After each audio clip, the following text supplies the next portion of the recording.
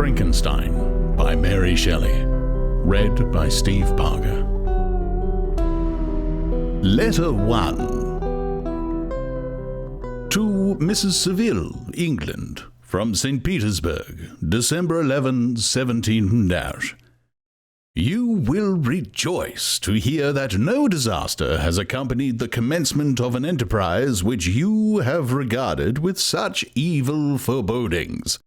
I arrived here yesterday, and my first task is to assure my dear sister of my welfare and increasing confidence in the success of my undertaking. I am already far north of London, and as I walk in the streets of Petersburg, I feel a cold northern breeze play upon my cheeks, which braces my nerves and fills me with delight. Do you understand this feeling? This breeze, which has travelled from the regions towards which I am advancing, gives me a foretaste of those icy climes. Inspirited by this wind of promise, my daydreams become more fervent and vivid. I try in vain to be persuaded that the pole is the seat of frost and desolation. It ever presents itself to my imagination as the region of beauty and delight. There, Margaret, the sun is forever visible, its broad disk just skirting the horizon and diffusing a perpetual splendor. There, for, with your leave, my sister, I will put some trust in preceding navigators. There, snow and frost are banished, and sailing over a calm sea, we may be wafted to a land surpassing in wonders and in beauty every region hitherto discovered on the habitable globe. Its productions and features may be without example, as the phenomena of the heavenly bodies undoubtedly are in those undiscovered solitudes.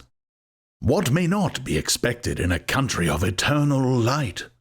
I may there discover the wondrous power which attracts the needle, and may regulate 1,000 celestial observations that require only this voyage to render their seeming eccentricities consistent forever. I shall satiate my ardent curiosity with the sight of a part of the world never before visited, and may tread a land never before imprinted by the foot of man.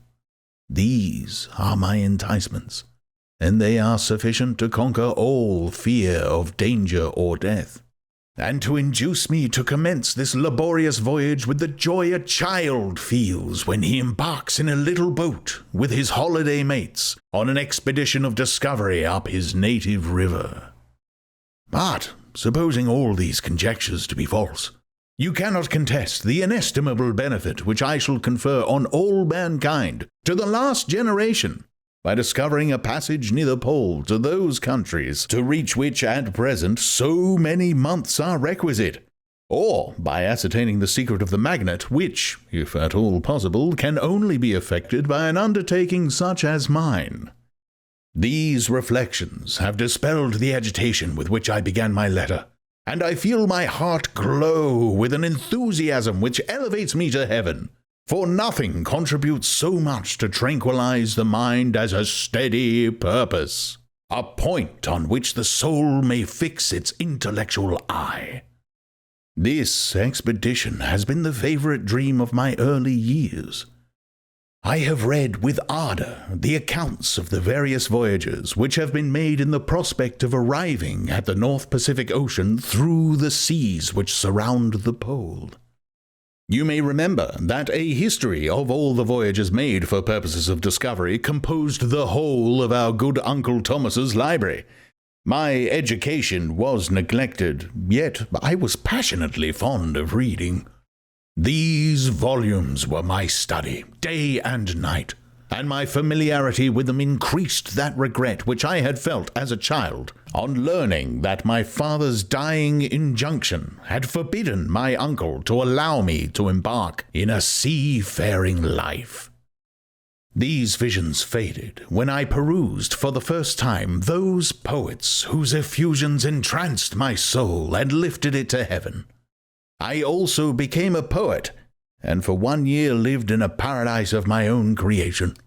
I imagined that I also might obtain a niche in the temple where the names of Homer and Shakespeare are consecrated.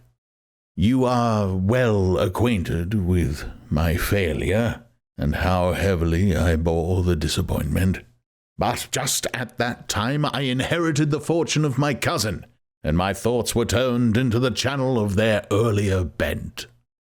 6 years have now passed since I resolved on my present undertaking. I can even now remember the hour from which I dedicated myself to this great enterprise. I commenced by inuring my body to hardship. I accompanied the whale fishers on several expeditions to the North Sea. I voluntarily endured cold, famine, thirst, and want of sleep.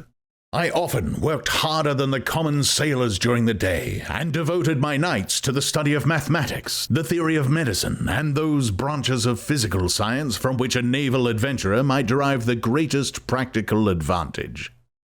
Twice I actually hired myself as an undermate in a Greenland whaler, and acquitted myself to admiration. I must own I felt a little proud when my captain offered me the second dignity in the vessel, and entreated me to remain with the greatest earnestness, so valuable did he consider my services. And now, dear Margaret, do I not deserve to accomplish some great purpose? My life might have been passed in ease and luxury, but I preferred glory to every enticement that wealth placed in my path. Oh, that some encouraging voice would answer in the affirmative. My courage and my resolution is firm, but my hopes fluctuate, and my spirits are often depressed. I am about to proceed on a long and difficult voyage, the emergencies of which will demand all my fortitude. I am required not only to raise the spirits of others, but sometimes to sustain my own when theirs are failing. This is the most favorable period for traveling in Russia. They fly quickly over the snow in their sledges. The motion is pleasant, and in my opinion far more agreeable than that of an English stagecoach. The cold is not excessive if you are wrapped in furs, a dress which I have already adopted.